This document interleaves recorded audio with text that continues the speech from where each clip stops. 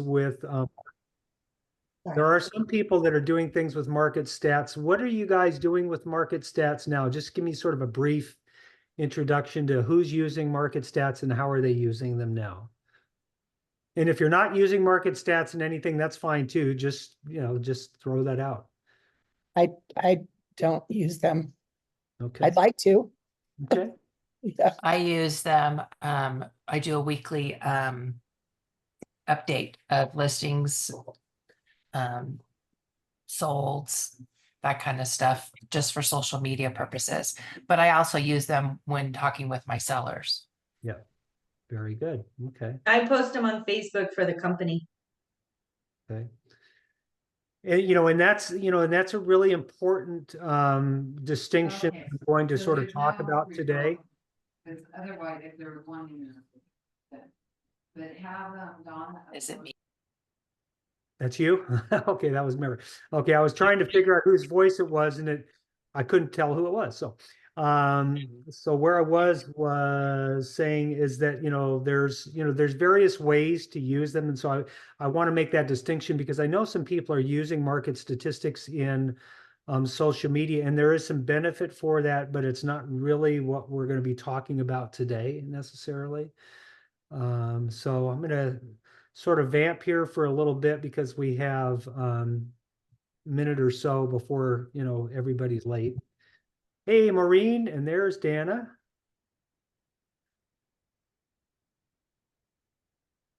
Vlasta's here.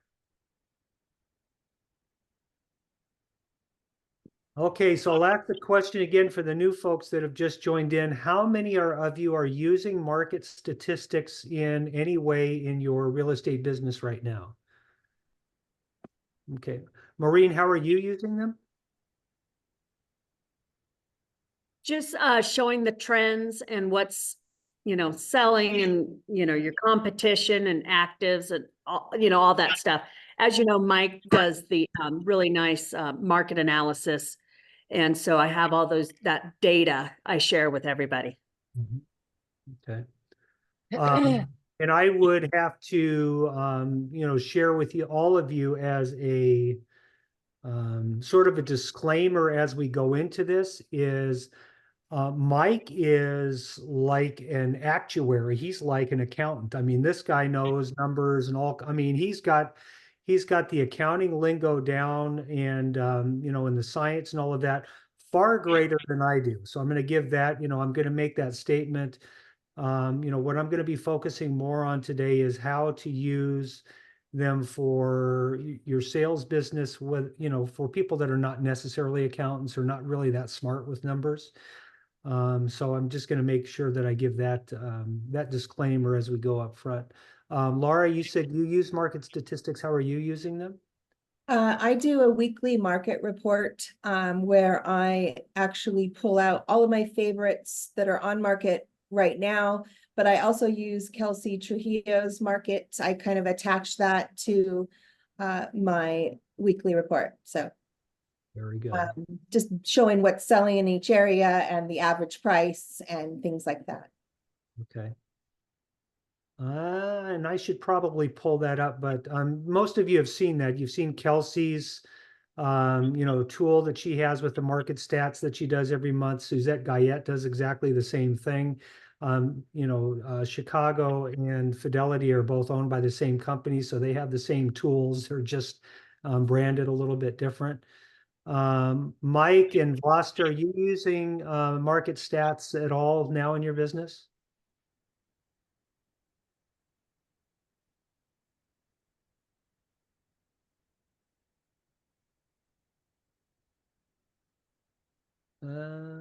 Go ahead, Mike. Yeah, sorry, what was the question? It glitched on my end. The question is, are you using market stats in your business right now at all? Yes, I do. I use everything on MLS. Okay. And I use the Suzette too. Okay. And how about you, Mike? Same here. I get a lot of great info from Kelsey and from Suzette, and I just do my own research on the MLSs. So when I'm talking with sellers or buyers, trying to explain to them, what's going on right now in the market. Okay. Very good, very good. Well, I do have notes from the discussion that we're going to have today, but everything that we talk about is not going to be in the notes. So I would encourage you to, if you hear any points or any ideas that make sense to you, jot them down. And then when you get the notes at the end of, at the end of our session, when Nicole sends them out, you can add in the extra things or highlight the things that were important. So as we get started, the most important question to ask yourself as we begin is to ask yourself the question, what is your job? What is my job? So who has what is your job, Maureen? I think it's to educate my clients on the market and assist them in finding a right fit for them, Okay. or helping them sell their property at the best price possible. Okay. That's a good one. Who else has an idea? Very simplified, list and sell homes. List and sell homes. Okay. The answer that I'm looking for is my job is to be a salesperson. My job is to make sales. A salesperson's goal is to make and close sales. The best definition that I've ever heard about sales is Mike Ferry's definition, which is selling is influencing thought. It is helping people, make the decision. So, when Maureen says that my job is to educate them, I think that's true, but that's also to create some movement with that education towards a sales goal rather than opposed to one. Okay.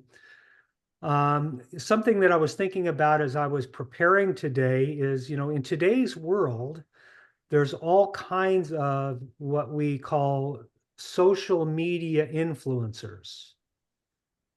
You guys, have everybody heard of social media influencers? Okay. I think a lot of people would like to be a social media influencer. I think a lot of people would like to be that. There's some status to it, and there's people that like them and different things. But, really what these social media influencers do is they are influencing others to sell products. They're selling affiliated people that are advertising on their site, and they're doing different things like by bringing eyeballs to them. And I think what's interesting is that we have so many social media influencers that are making silly money by influencing people to buy products that don't even belong to them. And that's sort of the case with us as real estate salespeople, is our job is to influence people to buy homes that are not necessarily ours. So I think there's a correlation there.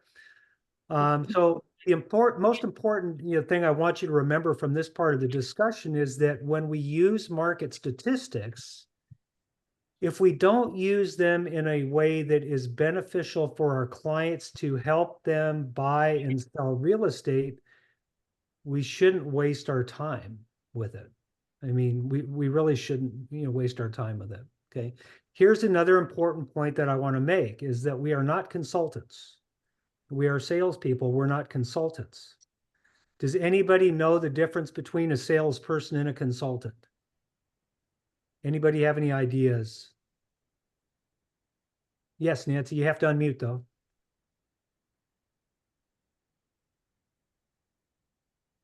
A salesperson sells products and keeps in contact with their customers through after the sale, before the sale. A consultant guides them through a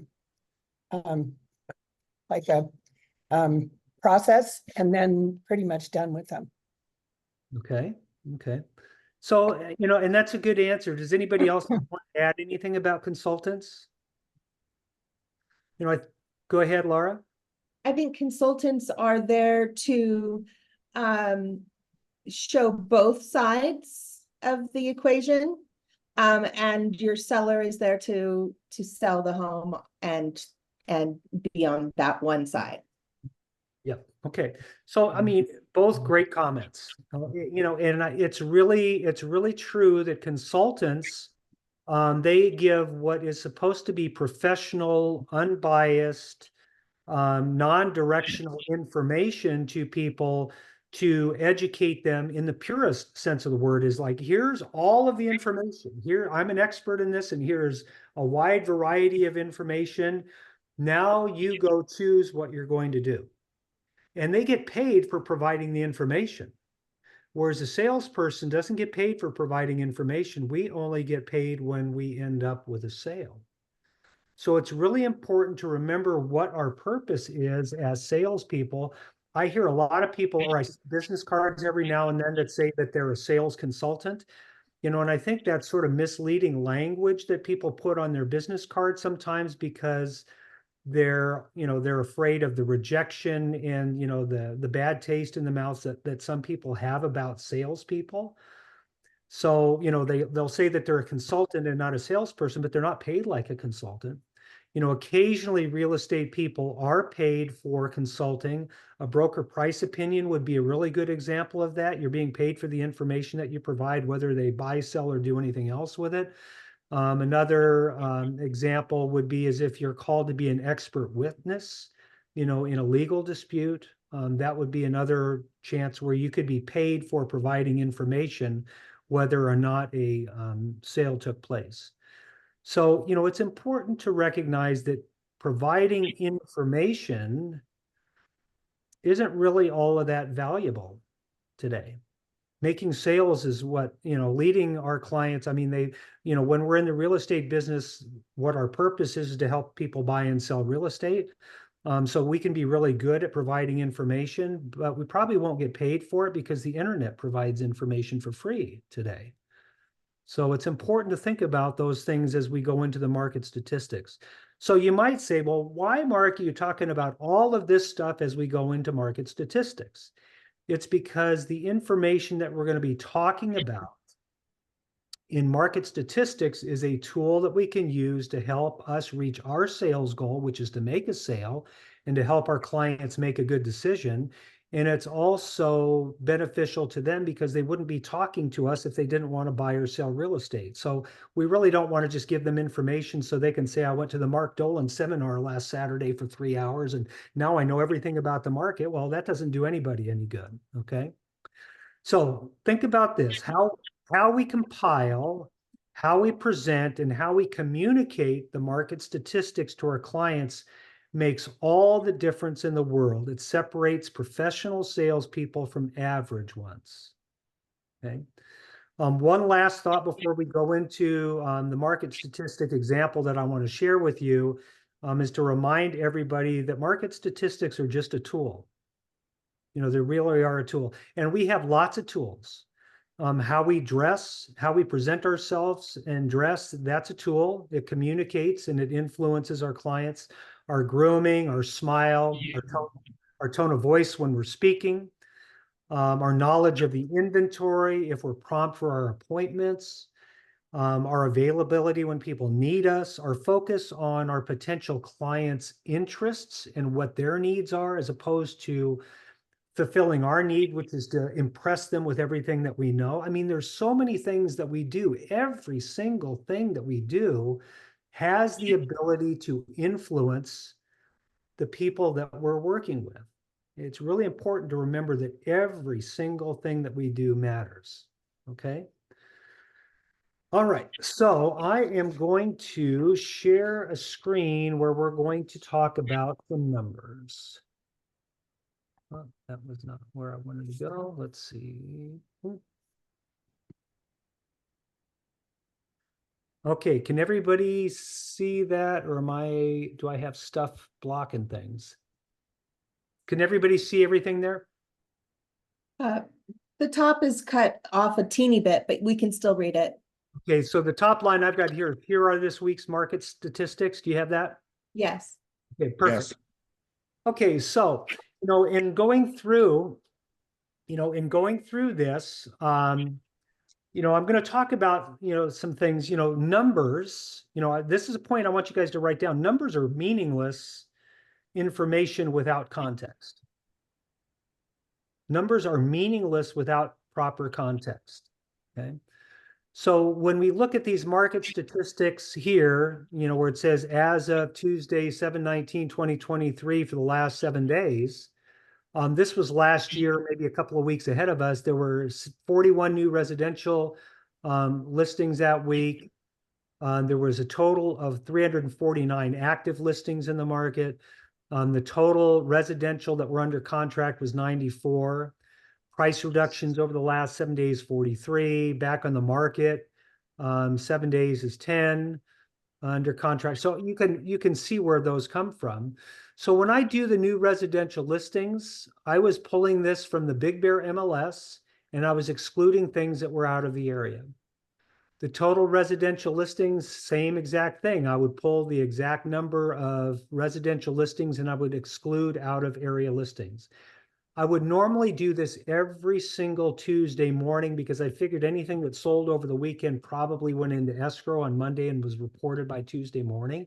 And so I was pretty consistent in running exactly the same report every Tuesday morning, so that the context was proper. The total residential under contract, just do a quick search. You know, how many pending and backup properties are there excluding out of area stuff? Price reductions over the last 7 days, you can see that from the 7-day hot sheet. Back on the market in the last 7 days, you can see that in the 7-day hot sheet. Under contract in the last 7 days, this one's a little bit tricky because you see things go into backup and then you see things going into pending.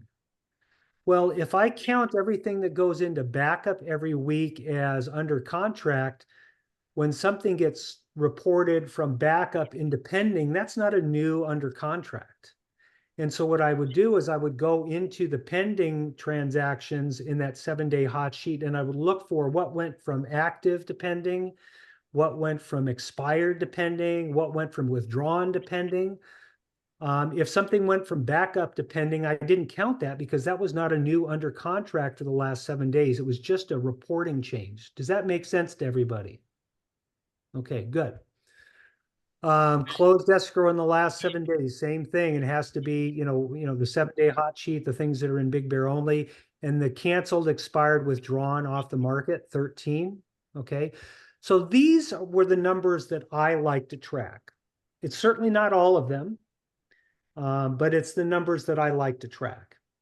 You know, and I feel sort of, I feel sort of inadequate as I share this with you because I know that the reports Mike does and a lot of different people do have a lot more information in them. But remember, my purpose for using market statistics is not to educate them like an accountant would, or an actuary would, or a financial analyst would. My purpose is to help influence their decision to move forward, either with a price reduction or putting it on the market or taking it off the market or doing something. Okay, I'm trying to get them to take the action that will help them either move closer to our goal, which is to sell the property, or the second one is to get them to stop giving me a hard time because their house hasn't sold this week, right? That's really important, is when you educate people on what's happening in the market, you know, they're less likely to pick on you, okay, for not doing something. Okay, so when you look at the market stats, see, I have this from back in, that was 2023. This was actually, this was yesterday. So this is 2024. This is a year later. I put a typo in there. That should be 24. Okay, so there's a year's difference here. So the second point that I wanted to make, and I want you to write down, is that it is movement, it is changes, and it is trends that are important to recognize, to understand why they're occurring, and to be able to explain why they're occurring to your clients. That's how you use the market statistics to be of value to your buyers and sellers. So I'm going to say that again, okay? And then I'm going to ask for any questions if anybody has any questions about this. Is that it is the movements, it is the trends, it is the changes that are happening in the market that we need to understand and be able to explain to our clients. That's where the benefit is. If I send them this information, no value. They know nothing. if they don't know the context of why and for what reason these changes are taking place, then this information is meaningless to them. So any questions on that? No questions. Okay. So this would be a good time to point out, what I heard Nicole say is that she's posting market statistics on the company website. I know Mary's doing some social media things. I know Sarah's doing some social media things. I don't know who else is doing social media things. But when you're doing social media things where you're basically, you could be posting this information that's on the screen on your social media site. That's information. Is it helpful to your clients without context? No. The answer is no. Okay. What do you think the value is? Because there is value in posting the market statistics in social media. What do you think the value would be?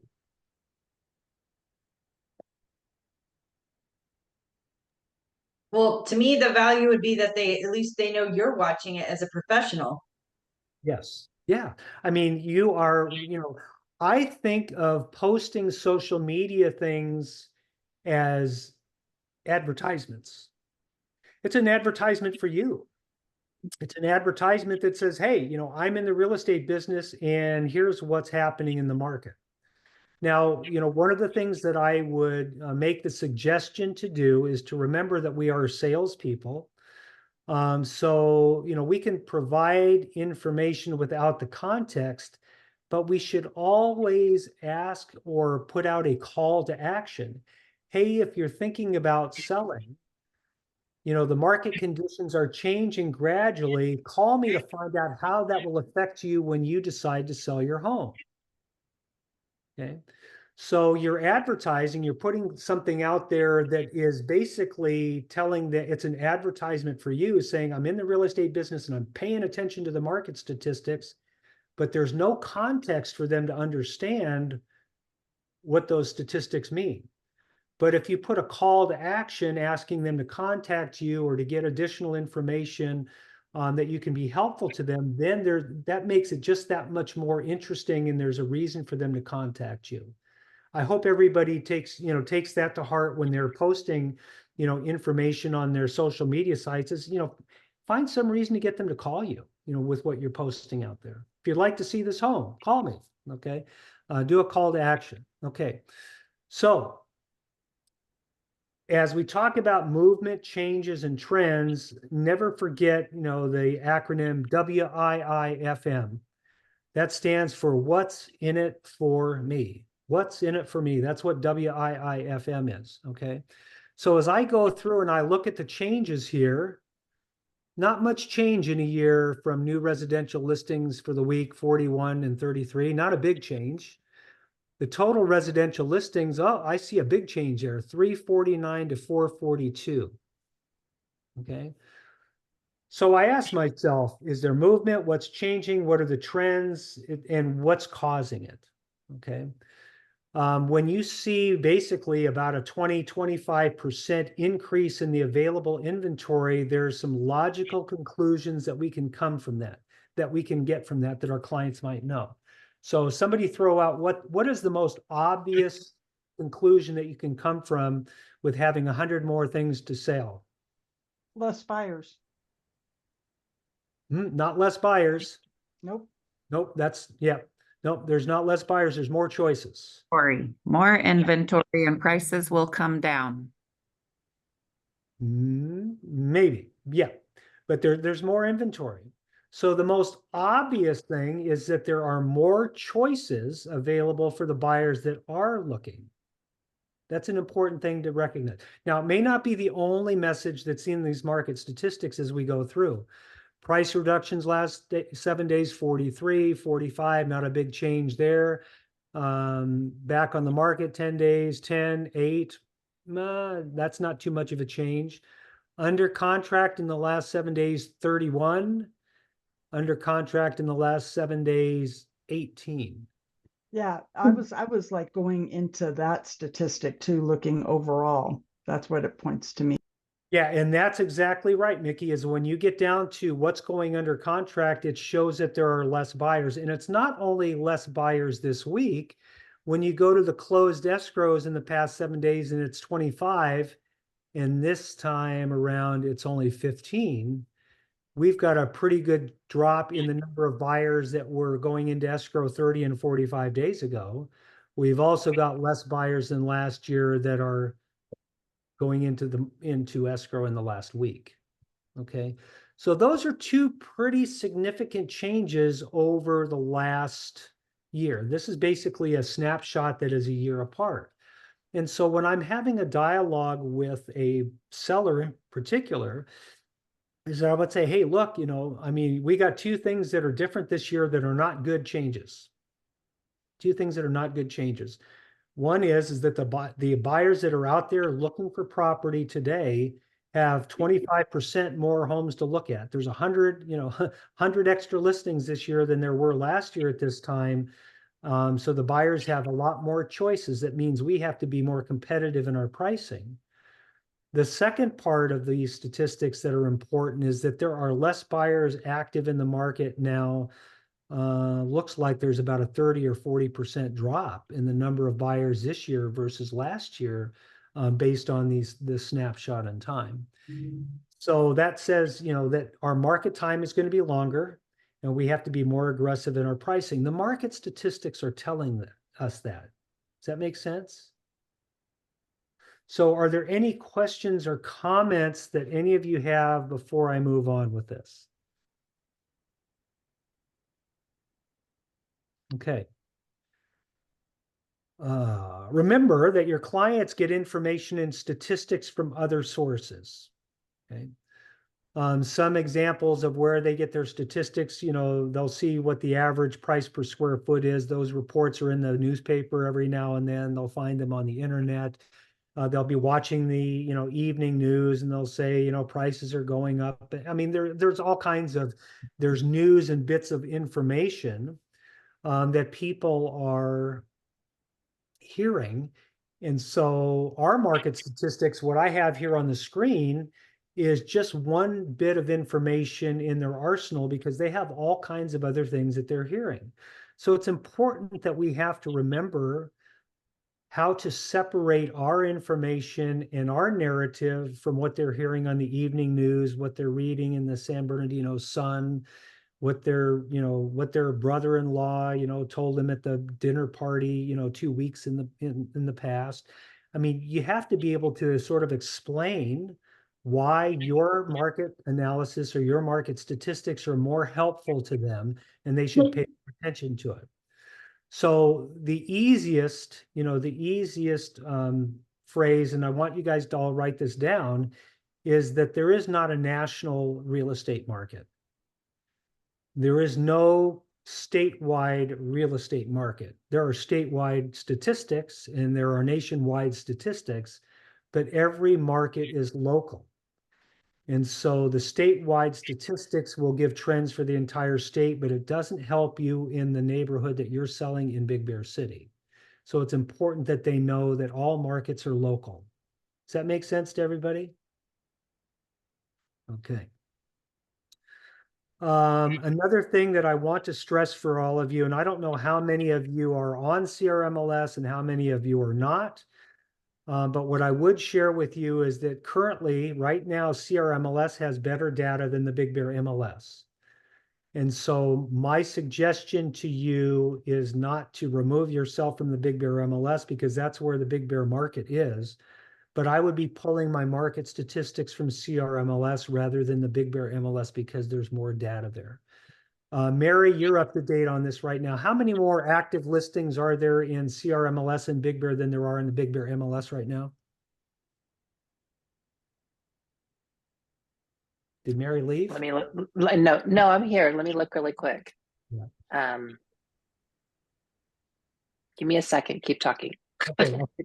Yeah, and I'm sorry for putting you on the spot with that, but whenever we're talking about what the trends are and everything, is that very clearly there's a lot of agents that sold property up here in Big Bear during the pandemic. that never joined the Big Bear MLS that are selling those properties because the rentals are not working or whatever, you know, their purpose is. And they've never joined Big Bear MLS. They're not joining the Big Bear MLS, and they're putting that inventory in CRMLS. So I'm right, ready. go ahead. CRMLS has 107 more listings right now. That's pretty significant. So Yeah. we have 442 and they have 549. Think about that. Yeah. Yeah. Okay. So my suggestion would be is if you're on CRMLS, you know, run your market statistics from that. I think that you would be better served by that. I wrote down the number Economics 101. Who knows, can give a brief description of supply and demand. I think Becky already did it, so I'll ask Becky to repeat supply and demand. When there's more inventory on the market, prices tend to come down, start coming down. We have more buyers because they have more opportunities, more to choose from. We do end up spending a few more weekends showing them property before they find something that they like. Yeah. Perfect. So there's a balance. Okay, there's a balance, and it's real easy for everybody that lived through 2020. When there were 4 times as many buyers as we've ever seen in our life. I mean, at one time we had 250, 300 homes in escrow at once, and normally it's around 120. I mean, there were so many buyers that the buyers were competing for the minimal listings and they were driving the prices up. Well, now everything is flip-flop. There's more inventory than there are buyers, and now the sellers are competing to get the money away from the buyers. So that's how supply and demand works. When there's more supply than there is demand, prices go down. When there's more demand than there is supply, prices go up. Okay. So that's really important to recognize that, and to be able to understand how, you know, how to think through that and explain it to your clients. Okay. So another thing that I'm going to share with you is that statistics can often be misunderstood. And I'm going to show you an example. I'm going to scroll through my screen and I'm going to show you an example of how that's possible. It's not with these market statistics here, but it's in another, we'll come back to that letter. Here's a simple example of market statistics being misleading or misunderstood.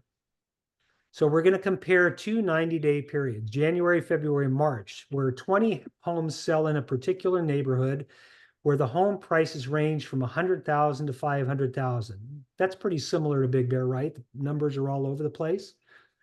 So in that 90-day period, 5 homes sell for 150,000 and 15 homes sell for 450. The total sales volume for that quarter would be 7,500,000. And the average sales price would be $375,000 during that period of time. So we're going to compare that to the next quarter where 18 homes sell in the exact same neighborhood with the exact same price range and values. In this quarter, 10 homes sell for 125,000, 4 homes sell for 250,000, and 4 homes sell at 450,000 for a total sales volume of 4,050,000, and the average sales price would now be $225,000. Now, some people would look at what we look at typically as statistics and the reported numbers, the number of sales. Let me see if this will help you guys. I'm going to move this thing out of the way. Some people would look at those typical numbers, the number of sales, the total sales volume, and the total number of sales, and conclude that the market collapsed in a short 90-day period, right? I mean, the average price dropped from 375 to 225, and that's pretty drastic, you know, and there were 20 sales and now there's only 18. A lot of people would say, oh my God, you know, the market's falling, right? And that couldn't be further from the truth. Because when you know what caused those market statistics, you see that the market slowed down in units by 5%, and the prices for the homes actually didn't change at all. What sold in the neighborhoods changed, but the price of each home, a seller's home, did not drop by $150,000. Does that make sense to everybody? I hope so. I don't see any. I'm trying to fix my screen here. I got stuff going all over the place here. Okay. So take the time to try and understand the shifts and the trends in the market statistics so that you can provide valuable information to your clients. The why, why is it happening? What's happening? What caused it? What does the future hold? What are your expectations for the future to sort of help to guide them so that they don't make a mistake and look at this number and say, oh my God, I got to reduce my price 75,000 or 100,000, or worse off, say, I can't sell for that. I'm taking my house off the market. Well, you wouldn't want your client to take the home off the market if their property value didn't drop. It just didn't happen to sell during that 90-day period. I hope that makes sense to everybody. Okay, so I'm going to stop sharing. Actually, I do have to share the screen. So I'm going to see if I can fix that. And I'm going to go back to this and scroll. No, I did exactly the same thing. There we go. So I'm going to take you up to, I think I'm going to take you up to a real seller update. Now, Mary, who's worked with me for a long time, has seen, these kinds of seller updates because this is something that I've done for our sellers for a long time. So the way that I send this report, so just so everybody knows, is that I will write out my market. I will write out the update, and it looks like this, and then I will customize it. I'll put it in a Word document, and so that I can cut and paste it, so I don't have to keep typing it over and over and over and over again. And what I'll do is I will put it in a Word document so I can cut, paste it, and then I will go on and I will send it in the form of an email to my clients, and I will add a paragraph at the top that talks about the showing activity and the comments over the previous week or two or month, if you're doing it every month.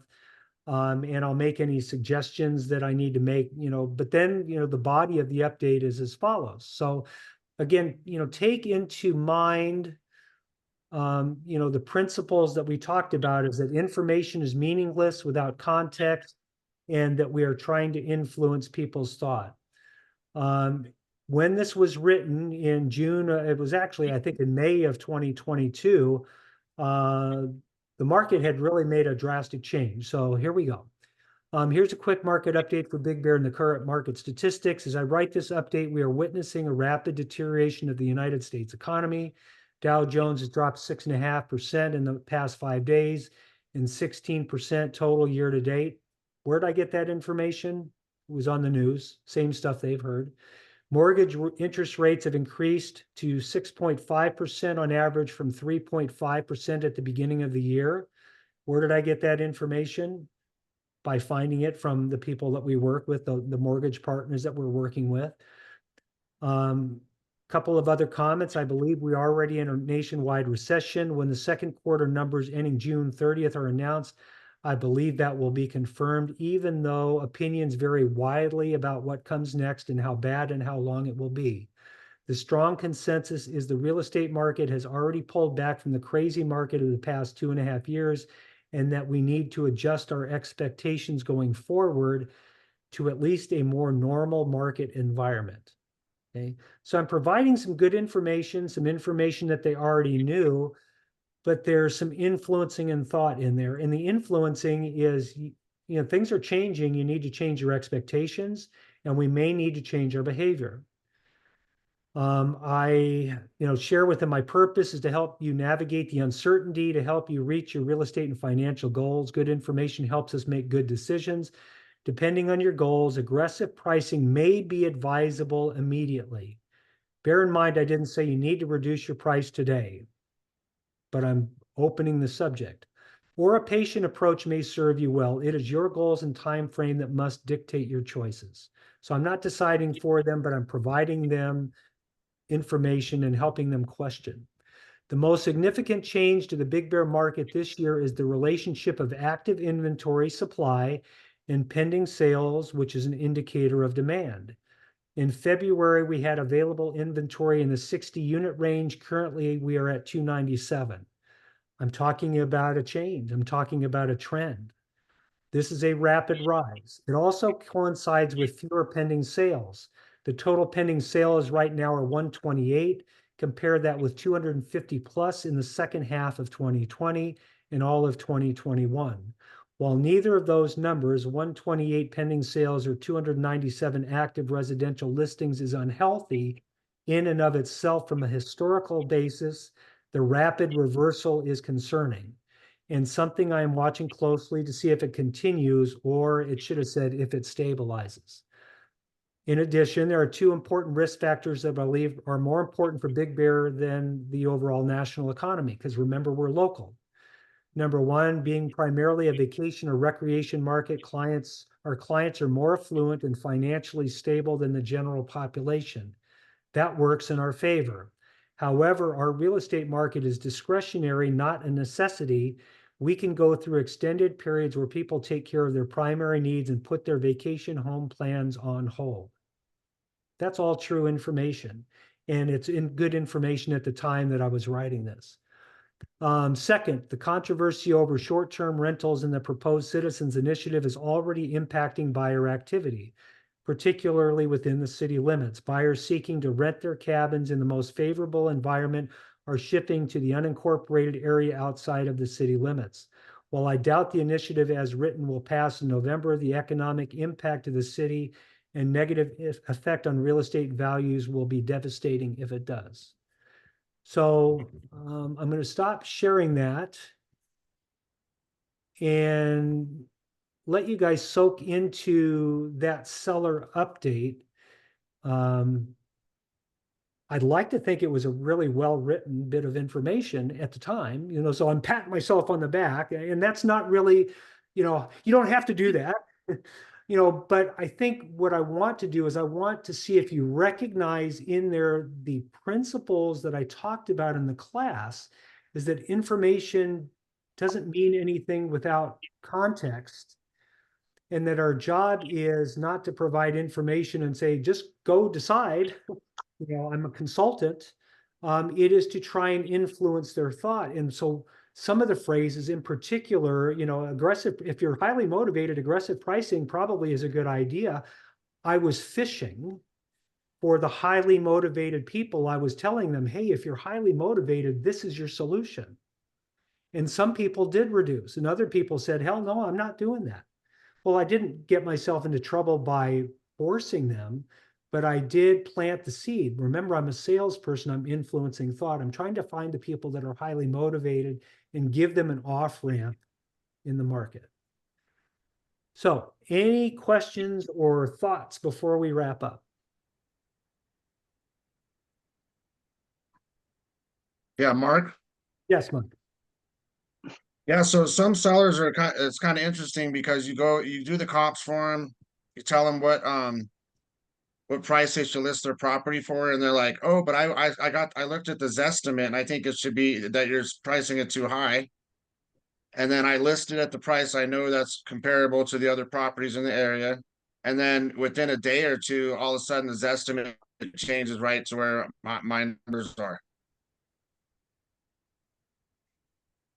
I know how I would answer that. Is there anybody else that knows that information that wants to share it? Zillow is not accurate. They don't know what the condition is of the houses that have been sold next door. There's a small square footage of a house right here, and then a triple the square footage of the house next door. So it's really just an average, like what Mark did. 10 houses sold for 125,000, 3 sold for 450, and it's just an average is what they're doing of those sales. So it's really not an accurate price per square foot for people to judge. That's a good answer. That's a good answer. Remember, Mike, that we're salespeople. Do you know you're right about the pricing? Do you know you're more right about pricing than Zillow? Yeah, 100%. Okay, how do you know that you're righter than Zillow? Well, Zillow, Becky was saying, I mean, they don't know what the property looks like on the inside. They don't know what views it has. There's a lot of factors involved. I think it's more like an algorithm where they just guess and say, hey, this is what it is. But then sellers think that we don't know what we're doing, but we know what we're doing because this is our market. We're local. We know the area. We know the neighborhoods, the views. And then we just have to get them to trust us, say, hey, trust me, don't go off this estimate because it will change in a day or two. And then you're going to call me and say, wow, you're right. Yeah. Well, there's a lot of ways. I mean, remember that we are salespeople. So we use our face, we smile, when we're talking, hopefully, we're supposed to smile. Okay. We're supposed to never, I don't say not disagree with our clients, but we're supposed to guide their thinking. We're not supposed to fight with them. We're supposed to guide their thinking. We're supposed to influence their thought. That's what selling is. Okay. And you and I both know exactly what you just said is that, every house is different. And the easiest example I'll give you, is 1,064 square foot gambrel might sell for $225 a square foot.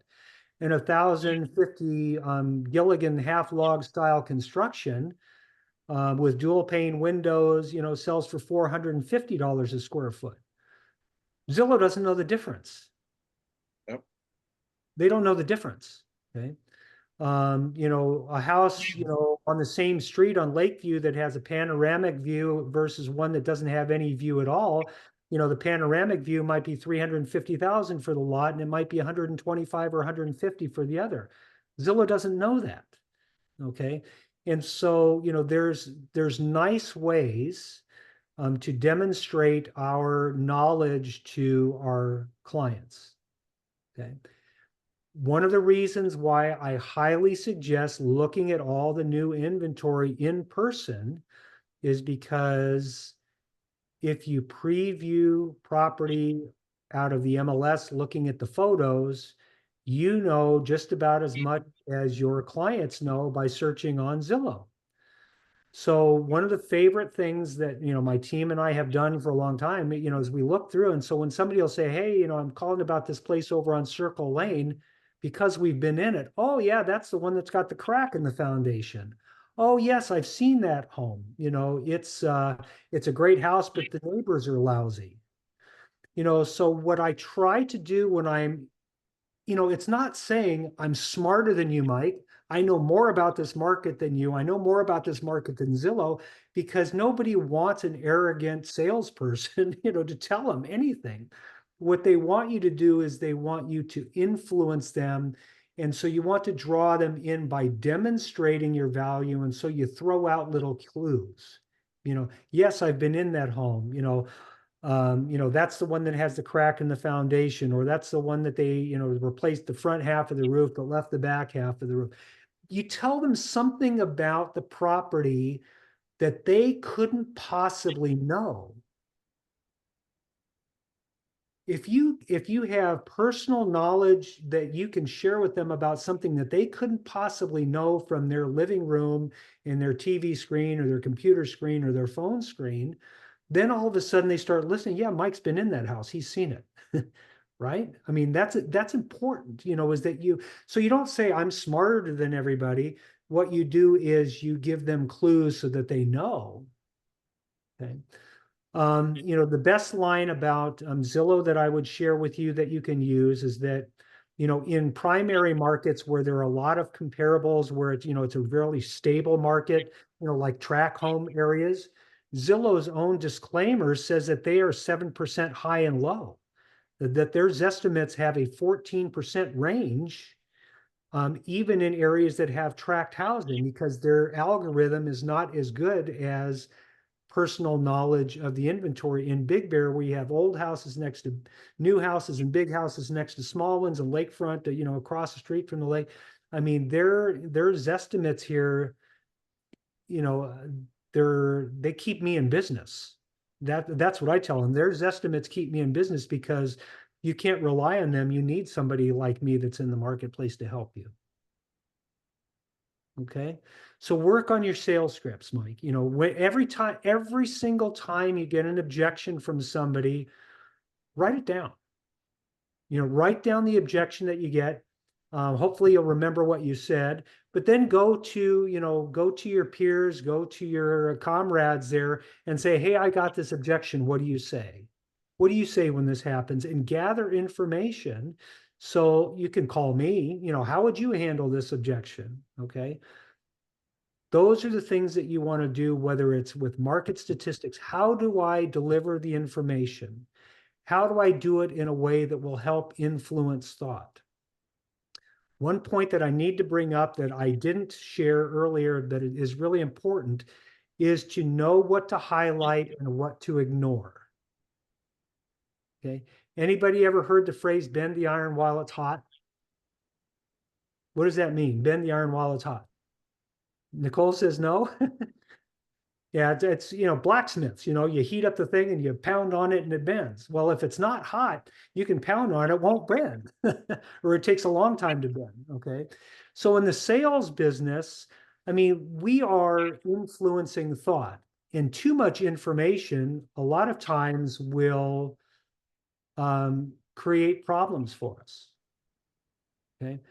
2 Walt Dwyer stories. Who knows Walt Dwyer? Raise your hand if you know Walt Dwyer.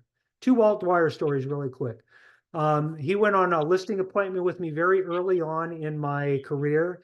He was sort of mentoring me, and we went out to a listing appointment, and I prepared and I was ready to go. And so I went out and I said a couple of things, and and they said they would list, and then I kept on talking. I was there for about 2 hours. And Walt was like, when we went out to the car, he says, why did you keep talking? I said, what are you talking about? He said, they were ready to sign in the first 20 minutes when you were there. You told them the price, you told them all that stuff. He said, and they were ready to sign and you kept talking. Why did you keep talking? Well, I wanted them to know everything. And he says, what for? He says, when the light turns green, close, get the signature and get out of the listing. Okay. So we have to remember, we have to really think about the information that we're sharing. Is it helping us take us towards our sales goal, or is it making me feel good because I have somebody listening to me spout my wisdom? Okay. Important point to think about. Second Walt Dwyer story was, I'm sitting in my office one day and I get a call from another agent in town about a little listing I have over in Big Bear City. This is 38 years ago. I still remember it to this day. And the client or the other agent called and asked me about my listing. What is available? Was it nice, or what was it this and what was it that? And so I was on the phone and I said, oh, and if my listing doesn't work for you, Candy Halstead has one a couple of blocks away. It's really cute. And, I previewed it, and it was a really great thing. So I hang up and Walt Dwyer says, what did you just do? And I says, what? I was just, being helpful to this other agent. And he says, do you think your seller's going to be happy, that you told how great that other listing was down the street? You dummy, Mark. What is our goal? Our goal is to help our clients buy and sell. So we give them the information that will influence their thought and keep the light going green. Okay. Now, my disclaimer there is not because I say that you should do anything unethical. I'm not talking about doing anything unethical. What I'm saying is don't step on yourself. Don't talk too much. Don't give them so much information that they don't know what direction you're leading them. Right? Don't give them so much information that they walk away saying, man, Mark told me so much, I got to go home and think about it. Well, that's not going to help our sales goal, right? Okay, so that is a perfect ending into saying it's time to stop talking. So if you guys have any questions or anything that I said that you'd like some clarification on, now would be a good time to ask it.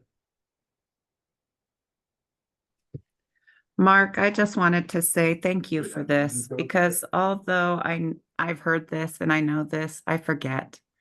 And I end up talking too much sometimes. And my one at 455 Highland that I just got, I was ready just to go into my usual spiel. But within 5 minutes, he was like, oh, give me the listing paperwork. I just want to sign, and I tried to keep talking even after that.